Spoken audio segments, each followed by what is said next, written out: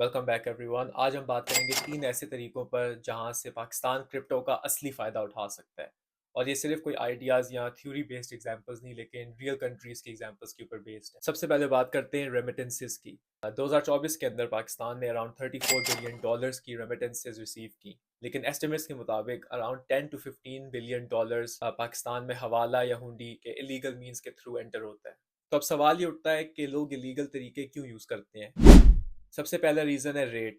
Bank से बेहतर rate हवाला एजेंट से मिल जाता है। दूसरा रीज़न है फीस। बैंक्स की फ़ीस यूजली ज़्यादा होती है और हवाला वाले फ़ीस लेते भी नहीं है, वो अपने रेट के अंदर ही फ़ीस भी एडजस्ट कर देते हैं। तो लोगों के लिए ज़्यादा कन्वीनियंट होता है कि वो हवाला के थ्रू पैसे भेज दें। तीसरा रीज़न है स्पीड।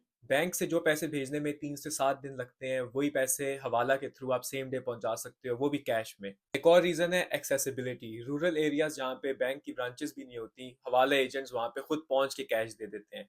तो ये मेथड ज़्यादा आसान रहता है। तो ये सारे इश्यूज हम क्रिप्टो के थ्रू सॉल्व कर सकते हैं, क्योंकि क्रिप्टो की ट्रांजैक्शन फीस ऑलमोस्ट ज़ीरो होती है, ट्रांजैक्शन स्पीड इंस्टेंट होती है, और क्रिप्टो ट्रांजैक्शन रिसीव करने के लिए हमें किसी बैंक पे या मिडल मैन पे रिलाई नहीं करना पड़ता। पेमेंट रिसीव करने के लिए हमें सिर्फ एक क्रिप्टो वॉलेट और इंटरनेट की ज़रूरत होती है। अगर पाकिस्तान भी क्रिप्टो के थ्रू रेमिटेंसेस रिसीव करना शुरू कर दे, तो ये 10 to 15 billion dollars extra Pakistan की इकॉनमी में आ सकते हैं। इसकी बहुत अच्छी एग्जांपल है फिलीपींस की। फिलीपींस ने 2024 में अराउंड $38 बिलियन की रेमिटेंसेस रिसीव की। सबसे इंटरेस्टिंग बात यह है कि इसमें से 75% डिजिटल तरीकों से भेजा गया, जिसके अंदर क्रिप्टो वॉलेट्स भी शामिल हैं। अगर पाकिस्तान भी ये सिस्टम अडॉप्ट कर ले, तो हर साल हम 10 to 15 billion dollars extra Pakistan की इकॉनमी में ऐड कर सकते हैं। अब आते हैं नेक्स्ट पॉइंट पर। पाकिस्तान दुनिया की फोर्थ लार्जेस्ट फ्रीलांसिंग कंट्री है, लेकिन अभी तक ना हमारे पास पेपैल है और बैंक्स के अपने लिमिटेशंस हैं।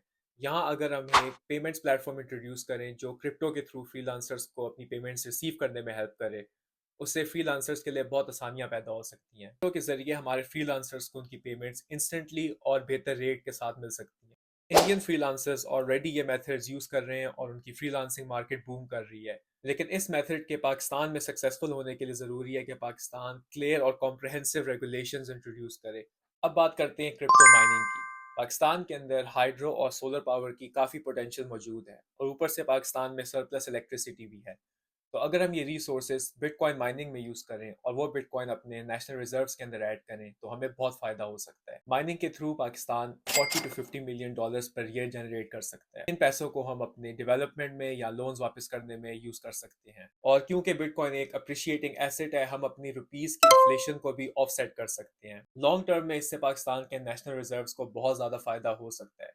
स्टेट ओन्ड माइनिंग की बहुत अच्छी एग्जांपल एल साल्वाडोर की है, जो मैंने अपनी पिछली वीडियो में मेंशन किया था, तो वो वीडियो ज़रूर देखिएगा। तो ये क्रिप्टो के कुछ रियल लाइफ यूज़ केसेस थे जिनसे पाकिस्तान अपने आप को एक इकोनॉमिक बेनिफिट दे सकता है। अगर आपको ये वीडियो इंटरेस्टिंग लगी तो please leave a comment and subscribe to the channel. Next time मुलाकात होगी। अल्लाह हाफिज़।